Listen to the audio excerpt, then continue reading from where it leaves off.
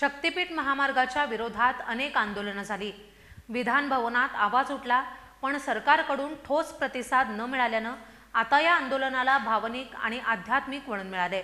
काँग्रेस नेते सतेज पाटील, खासदार प्रणिती शिंदे आणि राजू शेट्टी यांच्या नेतृत्वात हजारो शेतकरी पंढरपुरात दाखल झालेत।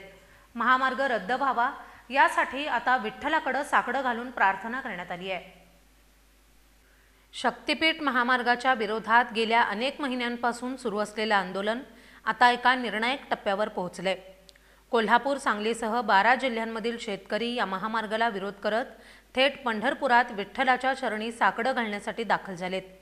या आंदोलनाचं नेतृत्व काँग्रेसचे आमदार आणि विधान परिषदेतील गटनेते सतेज पाटील, नवनिर्वाचित खासदार प्रणिती शिंदे आणि स्वाभिमानी शेतकरी संघटनेचे नेते राजू शेट्टी करतायत। शेतकऱ्यांची भूमिका स्पष्ट आहे। हा महामार्ग त्यांच्या जीवावर उठलेला असून सरकार जनतेचं ऐकायला तयार नाही। आम्ही रस्त्यावर उतरून आंदोलन केलं, विधिमंडळात आवाज उठवला, पण सरकार गप्प आहे।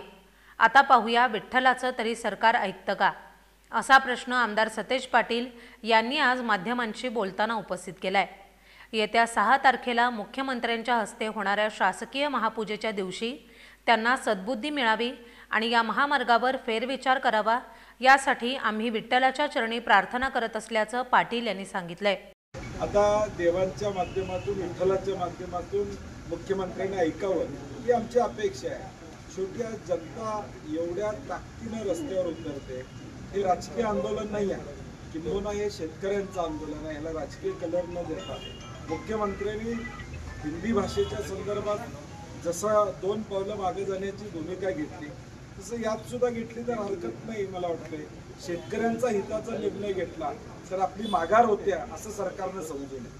चांगला निर्णय घेताना कधी कधी मागे यावं लागतं, तर ते मागे येण्याचं काम महायुती सरकारनं आणि मुख्यमंत्र्यांनी करावं अशी आमची अपेक्षा आहे। खरं तर या सगळ्या महामार्गाला कोल्हापुरातूनच विरोध आहे असं सांगितलं जात होतं, मात्र ज्या पद्धतीनं रास्ता रोको 12ही जिल्ह्यामध्ये झाला, त्यानंतर गुन्हे दाखल केले गेलेले आहेत। कोल्हापूरच्या अनेक ठिकाणी गुन्हे दाखल केले गेले। कसं बघता एकूणच ज्या पद्धतीने